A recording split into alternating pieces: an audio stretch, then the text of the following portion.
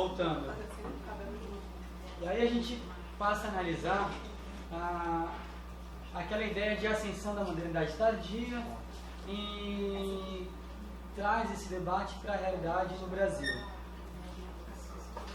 Essa ascensão da modernidade tardia é muito pautada também em aspectos culturais. Então, a forma de organização social e a cultura daquela nova sociedade que está emergindo. Um autor alemão, Joachim Seibelsberg, tem uma citação dele muito boa que diz que a globalização do local depende da localização do global. Então, é certo que existem tendências globais que vão sendo distribuídas e vão sendo verificadas em distintos países. Tudo bem, a depender da variação do tempo, mas é certo que existem essas relações. No entanto, elas não se dão de forma idêntica. Então, os elementos, as tendências de um país não necessariamente se repetem no outro, porque elas vivem no mesmo período histórico. Então, nesse sentido, por exemplo, as instituições de um certo país vão fazer um balance, elas vão delimitar, vão definir a forma pelo qual certas tendências chegam ou não, são aplicadas e se desenrolam em um país. Então, por exemplo, eu falei da estrutura de justiça aqui no Brasil, que não é aquela na qual o juiz e o promotor são eleitos. E isso acontece lá. Então, existem as mediações que vão determinar essas relações em um certo país. Então, em relação às sensibilidades culturais enraizadas, isso invariavelmente é local. Então, faz parte da cultura de um próprio país. Então, por exemplo, a experiência que o Brasil passou na ditadura militar causou efeitos na forma de sociabilidade do nosso país que não vai ter na Itália, nos Estados Unidos ou na Austrália. Então, existem aspectos que são fundamentalmente locais. Isso em relação à cultura. Em relação ao declínio do modernismo penal, ao declínio do ideal de reabilitação e da forma de funcionamento do sistema penal, eu acho que a questão do ideal de reabilitação já mostrei naquele gráfico em relação às atividades, em relação às condições de cumprimento de pena. Agora, em relação ao modernismo penal, é interessante destacar que esses autores, como Darwin, eles vão falar que o auge, o ápice do modernismo penal nesses países de primeiro mundo foi justamente ao longo do estado de bem-estar social, que o Brasil não viveu. E que no Brasil, naquela época, não era estado de bem-estar social. Antes da ascensão do neoliberalismo, a gente vivia justamente sob a ditadura militar. Então, que ideal de reabilitação existia naquele período? Quais práticas do sistema penal, de tortura, de censura, de mortes de opositores políticos, sumiço de corpo, podem ser classificadas como modernismo penal? Então é difícil trabalhar com a ideia de declínio do modernismo penal do período pré-encarceramento em massa para o período ao longo do encarceramento em massa. O Evandro Duarte ele trabalha com uma ideia interessante de comparação entre os sistemas penais europeu e latino-americano. Então, enquanto o primeiro seria caracterizado por aspectos, seria institucionalizado, seria profissionalizado e haveria lá a monopolização do uso da força, essas práticas ou essas características não são idênticas na nossa região. Então, aqui há aquela ideia de direito penal subterrâneo. Então, para-institucional, não apenas profissionalizado e não há necessariamente o monopólio do uso da força. Isso é corroborado pelos altos índices de homicídio no Brasil, indicando como ainda permanece uma questão pessoal que não passa pelo poder público na resolução de conflitos. Então, não necessariamente é o Estado que está interferindo nos conflitos, mas os próprios envolvidos naquela situação. chegando ao ápice de uma pessoa matar outra como solução do conflito que ela acha certa ou mais adequada, enfim. Então, também é difícil trabalhar com essa ideia de modernidade tardia, de modernismo penal, penalidade tardo-moderna, enfim. Em relação à justiça atuarial, aqui eu acho que é mais claro ainda o distanciamento dessa realidade para a nossa realidade no Brasil. Então, quem aqui vê a utilização de softwares de cálculo de risco na execução penal ou no juízo de conhecimento? Então, alguém determina uma pena, uma saída, uma medida alternativa, porque o perfil daquele fulano, a partir desses softwares, é mais indicado que se faça isso e não aquilo. Então, essa realidade não chegou aqui no Brasil. Então, não determina o desenvolvimento do nosso sistema penal. É certo que o risco aparece também aqui. Só que quando ele aparece de uma forma de componente político, com valorações moralizadas sobre o risco. Então, a gente volta àquela questão do estigma, aquela questão do tipo físico, do perfil social. Não tem nenhum aparelho de cálculo de risco. É o próprio promotor, o próprio juiz que faz o risco de acordo com... A partir da criminalização já... Exato. O processo de criminalização secundária já é um software, é uma espécie de cálculo. É o nosso software de... Exato, é esse. Então, a gente vê uma realidade completamente distante do uso dessas tecnologias, dessa modernidade, instrumentos tecnológicos no processo penal ou na execução penal. Inclusive a distância de especialistas e profissionais nesse sentido. Técnicas neutras e etc. E aqui, em relação à penalidade neoliberal, aqui talvez seja o ponto mais interessante, justamente por ser, como eu citei antes, uma teoria com maior recepção na nossa realidade brasileira. Então, existe ainda uma predominância da ideia do Vacan e da relação neoliberalismo e crescimento do sistema penal. Provavelmente, por ter acontecido aquele movimento paralelo do surgimento, da ascensão do neoliberalismo após a redemocratização, ou durante a redemocratização, e com o aumento da população prisional. Mas existem algumas características fundamentais dessa teoria que não podem ser ignoradas. Então, quando o Vacan trabalha com a ideia de transição de modelo, do modelo de bem-estar social para o modelo neoliberal, a gente não consegue identificar uma relação com o nosso período pré-neoliberal. Porque, como eu falei no slide anterior, o nosso momento vivido pré-ascensão do neoliberalismo é justamente a ditadura militar, que é completamente distinta, oposta de qualquer ideário de estado de bem-estar social. E um outro ponto interessante, além desse período pré, é justamente um eventual período pós-neoliberal. A nomenclatura talvez não seja a mais adequada. Souza trabalha com essa ideia de pós-neoliberal. Existem algumas críticas a isso. O Brasil não deixou de ser neoliberal, ainda que tenha acontecido uma inclusão social. Então eu prefiro trabalhar com uma ideia de período de inclusão social. Aqui a gente vê a questão da reorientação dos recursos fiscais e administrativos, justamente a partir de 2002 até 2015, que seria esse período de inclusão social. Os investimentos públicos em segurança passaram de 1,47 em relação ao PIB para 1,38 em relação ao PIB.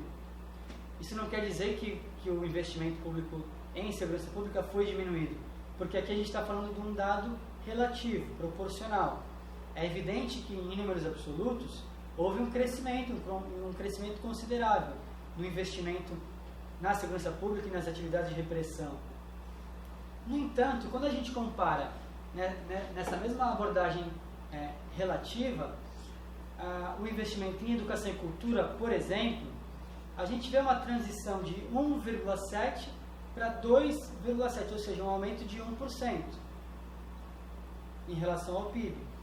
E principalmente aqui, em relação à assistência social, esse investimento sai de 0,47% em 2002 e atinge 1,54%.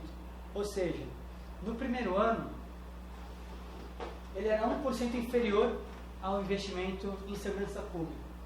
Em 2015, ele era superior. Ou seja, não houve a ideia central do VACAN, que é investimento sociais dão lugar a investimento nas atividades de repressão. Nesse período da história brasileira, a gente pode ver até uma tendência contrária. De novo, é óbvio que o investimento absoluto em segurança pública aumentou e, consequentemente, o sistema penal em si aumenta. Mas, numa análise comparativa, a assistência social teria sido uma estratégia mais frequente ou com maior foco, com maior atenção nos governos durante esses anos. E aqui eu mostro a variação da taxa de desemprego, por exemplo. Então, em 2003, essa taxa que atingia basicamente 13%, ela chega próxima a 4% no final do ano de 2013 e 2014. É uma redução muito grande, que mais uma vez, além de ser contrária a essa ideia de penalidade neoliberal, também é contra a ideia da penalidade pós-fordista, por exemplo. Na medida em que uma característica marcante do modelo pós-fordista é justamente o desemprego estrutural. Aí vão falar, isso é conjuntural, isso não é estrutural, isso é momentâneo. Tudo bem, mas algum efeito nas taxas de encarceramento deveriam ter ocorrido se essa mesma tendência fosse aplicada no Brasil, dessa relação entre o aumento de desemprego e aumento da população prisional, diminuição do desemprego, diminuição da população prisional. Aqui há uma considerável diminuição do desemprego, enquanto a população prisional continua crescendo de uma forma muito intensa. Não houve qualquer alteração sequer na intensidade de crescimento. A intensidade de crescimento nesses dois períodos, tanto o período de inclusão social quanto o período neoliberal, é muito próximo. E aqui um outro elemento que consegue mostrar para a gente essa transformação da sociedade, envolvendo também políticas públicas, na medida em que aqui esse investimento em assistência social, por exemplo, engloba o Bolsa Família. O Bolsa Família é um programa de redistribuição de renda, ou seja, essa diminuição da desigualdade apontada nesse gráfico tem também uma participação das políticas públicas. Houve a importância das políticas públicas na redução da desigualdade social no Brasil. Não foi mera aceleração da economia, não, houve uma participação relevante do governo nessa diminuição. O índice de Gini, para quem não sabe, é o medidor que aponta o nível de desigualdade social, e quanto maior ele é, maior é a desigualdade social no país. Então aqui a gente tem uma redução considerável, justamente de 2002 para frente. Então, lá em 95 era 0,602, e aqui em 2012 já está 526. É uma redução boa da desigualdade e a gente vivenciou isso, a gente sabe disso. Mas então, esse quadro é muito distinto daquele quadro retratado pelo VACAN. E isso é importante, porque são características estruturais da teoria dele que não se verificam na realidade brasileira. Ou seja, existem limites sérios aqui e que afetam justamente as políticas públicas. Porque se você pensa que o neoliberalismo é o problema, que a taxa de desemprego é o problema, você consegue uma redução de quase 10% dessa taxa e a população prisional só aumenta, então a gente tem que ver qual é o problema que de fato está atacando, está causando essa aceleração intensa. Então, é justamente a partir daí que a gente deve olhar para a nossa realidade, para as nossas relações e buscar responder o que aquelas teorias não dão conta. Não há que se recusar toda e qualquer teoria, simplesmente porque não é teoria feita para analisar a realidade do Brasil. É óbvio que elas são muito úteis para a nossa análise, mas elas têm os limites de aplicação.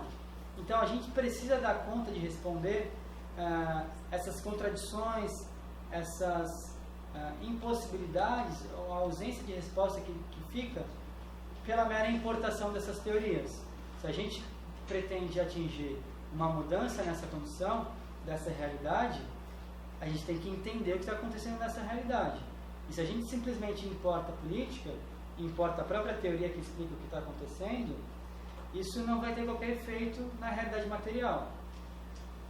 Então, nessa parte, eu proponho duas formas de analisar, duas formas adicionais para se analisar o desenvolvimento do sistema de justiça criminal no Brasil. Então, a primeira delas se refere à questão das viagens internacionais de estratégias de controle do crime. E aí a gente volta àquela questão: existe uma globalização ou uma americanização penal? Ao invés de pensar essas relações de cópia, de adaptação, de importação, de estratégias de controle de crime, é mais interessante a gente pensar essa relação a partir de elementos como colonialismo, como a relação de dependência existente entre nações e a forma como os próprios operadores aqui olham para cima e veem lá pessoas que pensam mais, que estudam mais e que têm respostas prontas para problemas que não são os dele. E aí é o problema. Isso não quer dizer que não haja globalização e que a globalização não afete diretamente questões no Brasil ou na América do Sul. Em relação ao tráfico internacional de drogas, por exemplo, justamente a gente deve pensar nessas relações internacionais, na medida em que há uma demanda muito forte, muito alta, de drogas, também no hemisfério norte, e uma produção grande, relevante, dessas drogas na América Latina. A mesma coisa acontece com a questão do aumento de homicídio.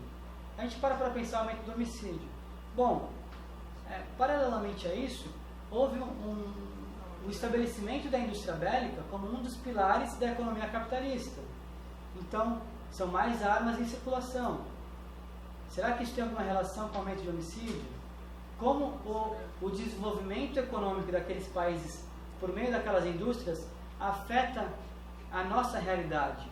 Então, não é rechaçar essas relações internacionais, pelo contrário, é buscar entender de fato o que acontece ali e o que determina aqui, qual é o efeito de lá que vem para cá, enfim. A mesma questão em relação aos crimes econômicos e ambientais. Quando a gente pensa nas indústrias, nas empresas multinacionais e na submissão dos estados periféricos, toda a deterioração na condição de vida, nas condições de trabalho que isso causa, mudança nas leis trabalhistas, enfim, existe uma relação internacional aqui que deve ser analisada. Não se trata de rechaçar isso, pelo contrário, é tentar olhar isso a partir de outra lógica, a partir do colonialismo, a partir da relação de dependência, e não simplesmente como é efeito da globalização. Então, é importante identificar o modo pelo qual essas políticas penais viajam. Porque nem sempre essas políticas são copiadas, às vezes elas não são copiadas, elas são adaptadas, às vezes elas chegam aqui de forma idêntica. Então, por exemplo, a guerra às drogas, o encarceramento em massa e a militarização da segurança pública são elementos que a gente pode verificar na nossa realidade. Em relação à militarização da segurança pública, eu antecipei que isso já aconteceu desde a ditadura militar, ou seja, um período anterior àquilo, vivenciado nos Estados Unidos e na Europa, principalmente a partir do século XXI. Eu vou voltar nesse ponto depois. São a perseguição a ofensores sexuais, predadores sexuais, como eles chamam, campos de treinamento de estilo militar, utilização de ferramentas atuariais. Essas são tendências que existem no hemisfério norte e que não viajaram de hemisfério, não chegaram aqui, não fazem parte da nossa realidade. Em relação à privatização de presídios, ao policiamento comunitário, à política de tolerância zero, a gente consegue verificar aqui? Consegue. De uma maneira idêntica? Não. Então, houve adaptações importantes aqui. A privatização de presídios no Brasil, ela vem mais ou menos no PPP, certo? Então não é de fato a privatização completa de presídio. Policiamento comunitário, a gente iria falar que são as UPPs, o maior exemplo disso, mas policiamento comunitário, na UPP, a ideia era essa, mas e a prática? A política de tolerância zero. A gente tem um aumento do efetivo da polícia ostensiva nas zonas urbanas, etc. Mas e a criminalização de condutas banais? Tudo bem, a gente teve agora a tentativa do Dória relacionada à pichação, mas isso foi um episódio à parte, isso não faz parte dos últimos 30 anos da política criminal no Brasil. Então, elas chegam aqui, outras vezes essas políticas não chegam, muitas vezes elas são adaptadas. Por quê? Porque elas devem cumprir uma função numa realidade. Se elas não têm função numa realidade, elas não chegam. Se a finalidade que elas podem cumprir é um pouco diferente, elas vão ser adaptadas. E é justamente isso que a gente pode pensar também, não só numa ideia de recepção, de americanização, que vem dos Estados Unidos para cá e chega e pronto, a gente vai copiar igual. A gente pode pensar numa ideia de viagem de ida e volta, com a utilidade e a legitimação de uma política de primeiro mundo. Então, o que acontece?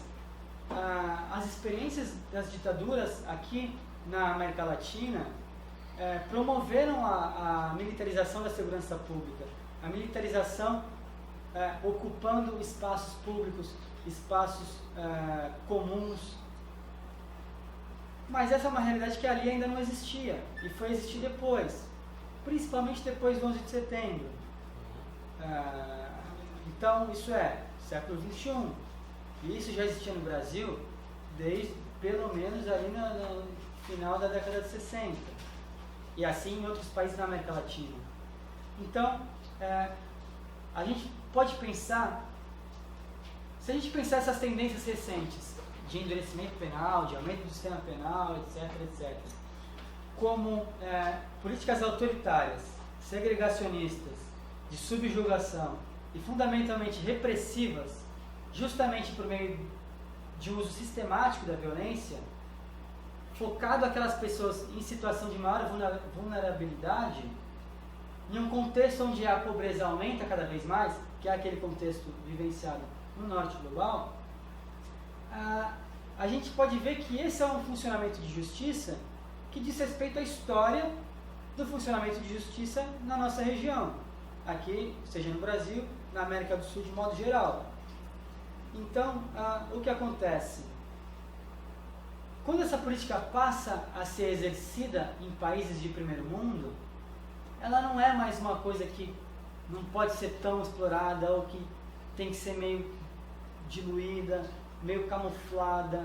Não, aquilo é uma política de primeiro mundo. Qual o problema a gente fazer isso? Então vamos fazer, a gente vai fazer isso, essa vai ser a estratégia agora.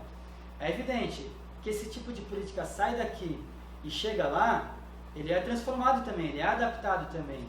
Aí ele volta para cá, numa intensidade ainda maior e de uma forma legitimada, inclusive socialmente. E o segundo elemento que eu iria trazer é a discricionariedade e uma eventual elite do privilégio. Aqui, a gente demanda ainda de elementos empíricos para constatar em que grau, em que medida, qual é a intensidade que isso ocorre e qual é a determinação disso no resultado final. Mas, por exemplo, o Poder Judiciário foi responsável por uma redução de, não lembro agora os termos corretos, mas uma redução muito grande da população prisional na Califórnia, a partir de uma decisão judicial, que determinou a redução daquela população daquele espaço em até 2 anos. Não deram a fórmula, não falaram como aquilo ia acontecer, mas falaram, essa população vai ser reduzida em até 2 anos e cabe a vocês resolverem. E foi reduzido. Então, o Poder Judiciário tem um papel a cumprir aqui, que não vem cumprindo. Isso em um ambiente onde o papel dos juízes na execução penal é muito menor do que aqui no Brasil.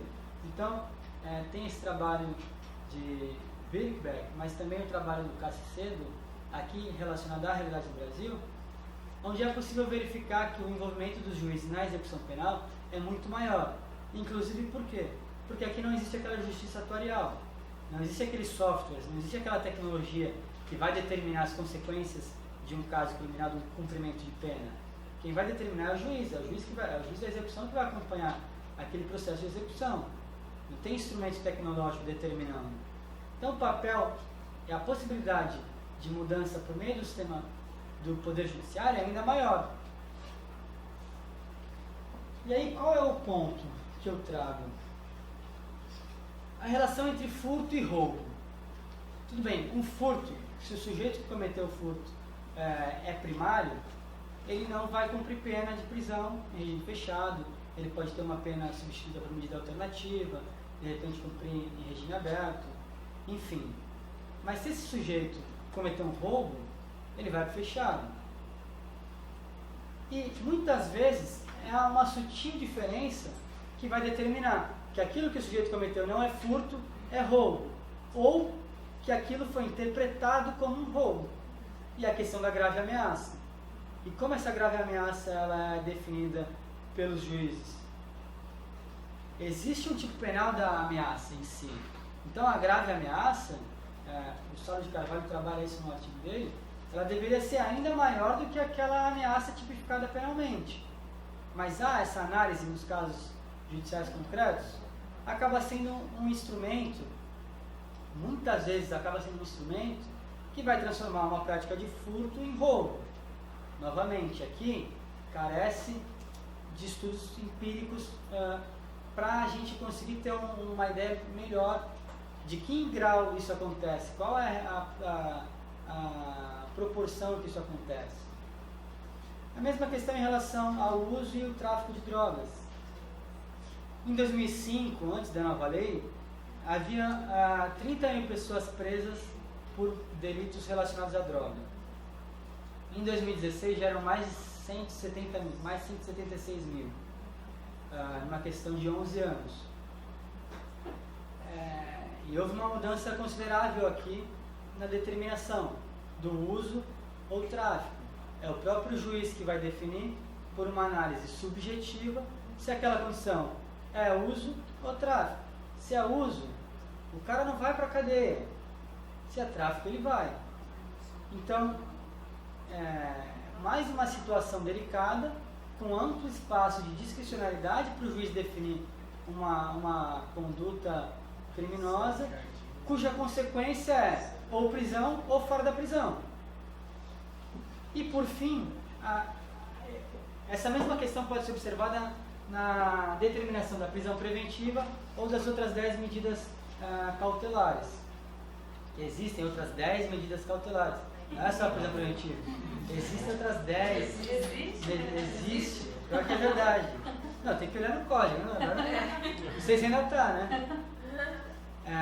Então, justamente a partir do conceito de garantia de ordem pública, que essa prisão preventiva é determinada. E muitas vezes não, o conceito de ordem pública é um conceito vazio que pode ser cumprido, preenchido pela discricionalidade do juiz, que não raro utiliza elementos como a gravidade abstrata do delito, o clamor social, a sociedade que não aguenta mais a criminalidade, e que são coisas que já são situações que já existem manifestações judiciais vedando isso, ou seja, são atitudes que não são contempladas pela lei e ainda assim, havendo essa discricionalidade na mão, juízes conseguem fazer isso e causam um efeito muito grave no final do caso e na população prisional completa. Porque aqui na prisão preventiva a gente tem 40% dos presos no Brasil. Se a gente pegar roubo, basicamente 25 e tráfico mais ou menos 28, roubo e tráfico já dão mais que metade da população prisional. Então, e aí por isso que eu falei que a gente precisa de mais estudos empíricos para descobrir em que grau existe essa determinação. Existe não, é que existe. Mas em que grau chega essa influência do Poder Judiciário no crescimento, no desenvolvimento da nossa população prisional. E aí a gente pode analisar quem são os juízes. A gente viu quem eram os presos, quem são os presos. Quando a gente analisa quem são os juízes, a gente vê um perfil extremamente, fundamentalmente oposto àquele dos presos. Então, são praticamente 85% dos juízes são brancos. Nos tribunais superiores, essa taxa chega a 91%. Aqui são dados do CNJ de 2014. O início de carreira dos juízes, em média, após os 30 anos. E aí a gente pensa, e até lá, como eles sobreviviam, o que eles faziam?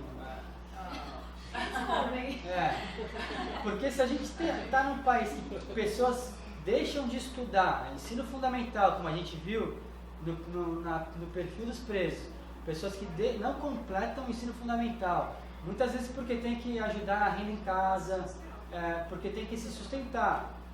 Como essas pessoas conseguem passar nesses concursos que são extremamente difíceis, com mais de 30 anos? Então, é um tempo de estudo que a pessoa tem que se dedicar. Então, isso já demonstra um perfil de uma outra classe social. Aqui a gente está generalizando, é óbvio, mas não tem como fugir de generalizações. Remuneração média, remuneração mensal. Na justiça comum, quase 40 mil. De desembargadores, mais de 46 mil. E aqui não está se considerando as férias, 13º e todos os outros auxílios e benefícios, que vão determinar um aumento considerável aqui. E outra, que é média, né? Então é óbvio que existem juízes e desembargadores que ganham muito mais que isso. Comparando esse salário dos desembargadores ao salário mínimo daquela época, daquele ano de 2014, esse salário é simplesmente 63,5 vezes maior do que o salário mínimo daquela época. Então, próximo passo importante. 72% dos magistrados insatisfeitos com o salário. Então, o que comem, onde vivem, em que mundo eles estão? Essa é a pergunta que as pessoas têm que fazer. E essas pessoas são as pessoas que têm esse poder de discricionariedade na mão e vão julgar aquele perfil de pessoas.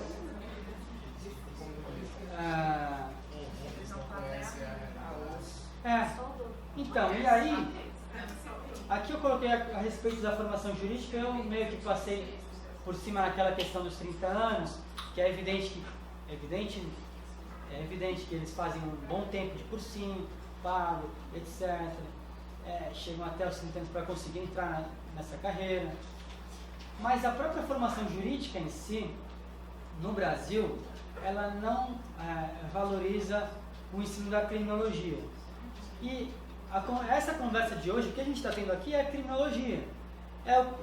É difícil achar que só isso vai mudar a atuação daquele estudante de direito que depois vai estudar até os 30 anos para ser juiz. É difícil acreditar que isso vai ser um elemento fundamental para alterar a atuação desses caras. Mas é alguma coisa. Você podia discutir a sociedade na faculdade de Direito, e não se discute. A faculdade de Direito hoje é o direito como ciência pura, né? É uma coisa completamente desligada do mundo. Os juízes, os futuros juízes, futuros promotores não sabem quem são as pessoas que estão sendo julgadas, que estão na cadeia, o que acontece na cadeia, quais são os efeitos desse encarceramento. Isso é um papel que a criminologia podia desempenhar. Mas em regra a gente tem módulos de criminologia de um semestre como disciplina optativa, que vai contar, que vai narrar o desenvolvimento histórico das escolas criminológicas. Ou seja, você não faz análises criminológicas na aula de criminologia. Você conta a história das escolas. São 6 meses, também não dá para trabalhar. Não dá tempo de ir além disso. Enquanto isso, você tem países onde a criminologia é uma matéria de graduação. Então, na Inglaterra, por exemplo, se tem um fulano que é graduado em Direito, outro fulano é graduado em Sociologia, existem aqueles que são graduados em Criminologia. O que já demonstra como é um debate, tudo bem, não é das graduações mais bem consideráveis, mas ela é uma disciplina, ela é uma graduação, ela não é uma disciplina optativa dentro do curso de Direito que ninguém faz, e quando faz, está ali e vê a história das escolas criminológicas. E aí a gente termina essa questão de quem são juízes, pensando que esses juízes são juízes no Brasil, e que no Brasil diversos cientistas sociais apontam a questão de que as nossas relações se dão não a partir da ideia de direitos, mas a partir da lógica de privilégios. E privilégios são mantidos ou não. E que, se a gente analisar esse perfil de juiz, é um perfil de juiz que faz parte de uma elite de privilégio, que vai julgar pessoas que não fazem parte dessa elite e não têm privilégio nenhum. E a mesma coisa se refere aos promotores. O perfil é próximo. Aqui eu só destaco alguns fatores um pouco mais distintos. Então, tem uma pesquisa realizada que aponta o fator econômico manifestamente como um dos principais motivos de ingresso à carreira na promotoria pública. Não entendi isso. O fator econômico é um dos principais motivos pelo qual as pessoas escolhem seguir a carreira de promotor. Tudo bem, essas mesmas pessoas também falaram que a realização de justiça é um motivo, que a atuação no combate à criminalidade é um motivo. Só que também está lá remuneração e estabilidade no cargo. Então, a gente está num quadro um pouco contraditório. Outro quer fazer justiça, outro está lá porque é estabilidade no cargo com salário alto. Mas, enfim. E aí a gente tem alguns episódios aqui do Ministério Público do Rio Grande do Sul. A pesquisa do Rodrigo Azevedo.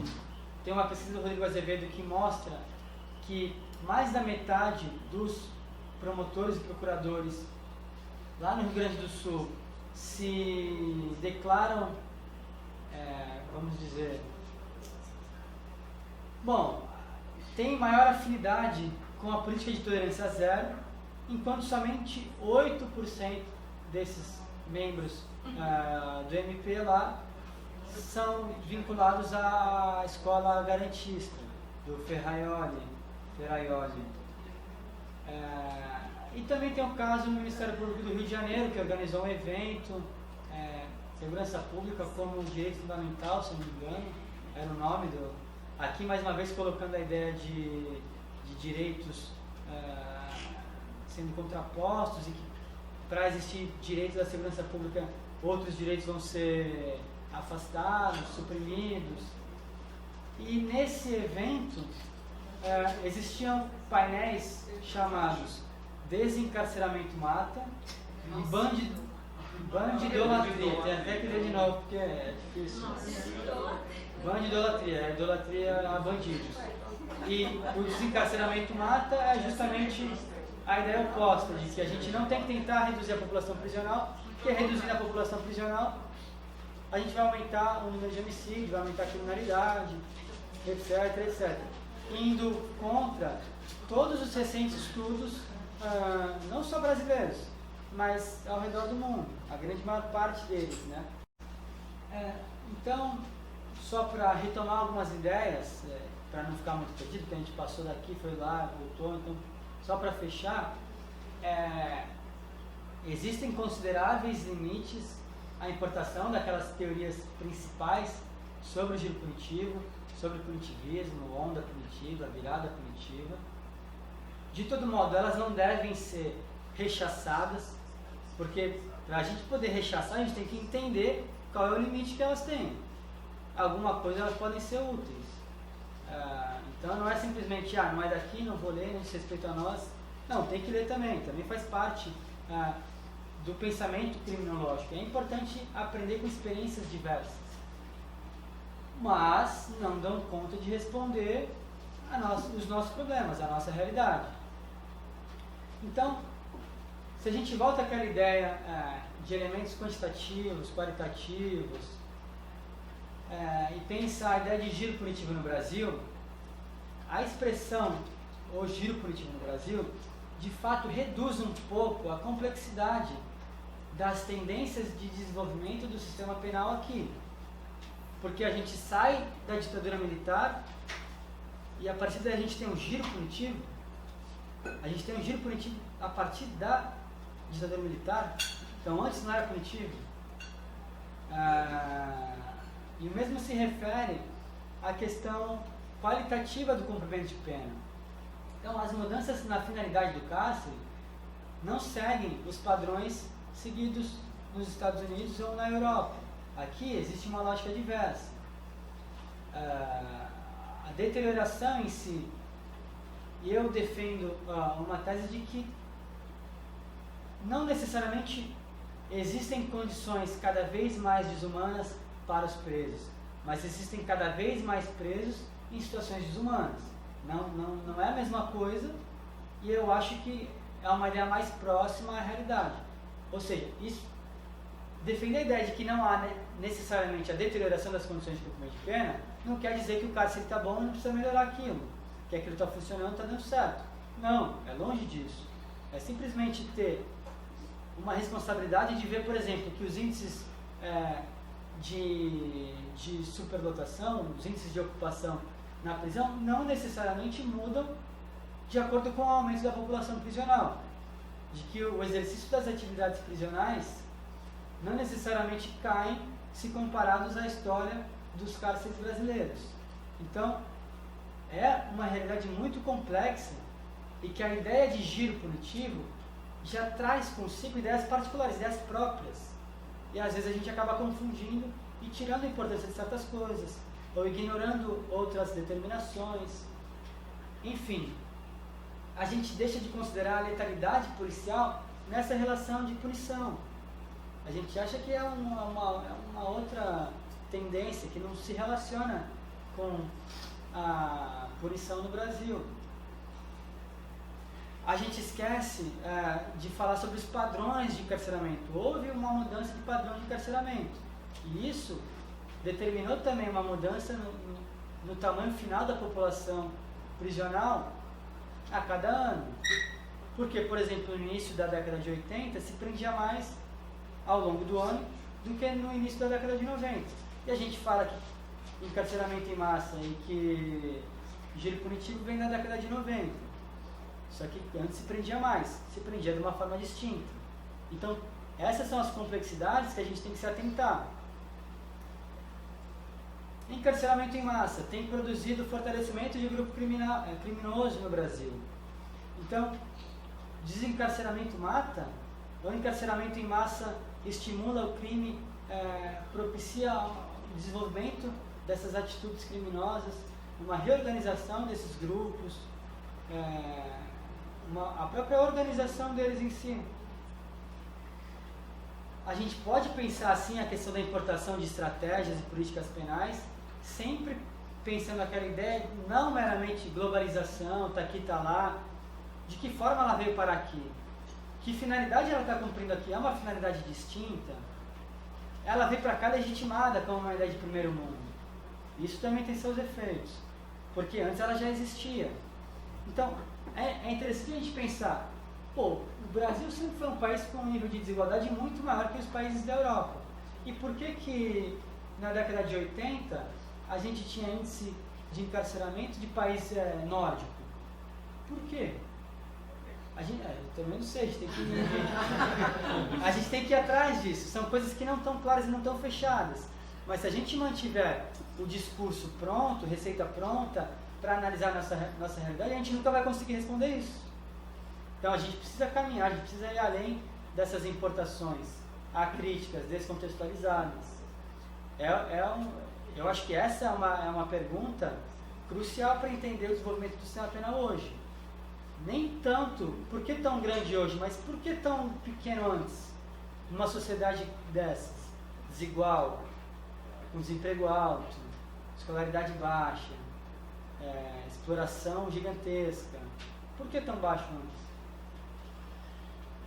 E por fim, a gente não pode deixar de analisar a importância e a influência dos juízes e dos promotores no desenvolvimento das novas tendências no sistema de justiça criminal no Brasil.